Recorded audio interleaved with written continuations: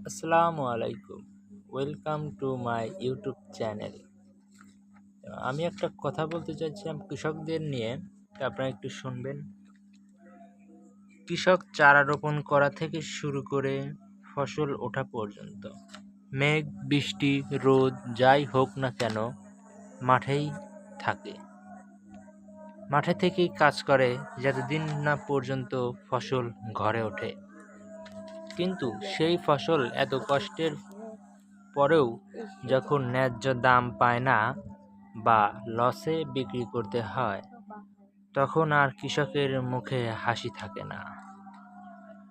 তখন আর সেই হাসি আনন্দের হয় না, হয় বেদনা।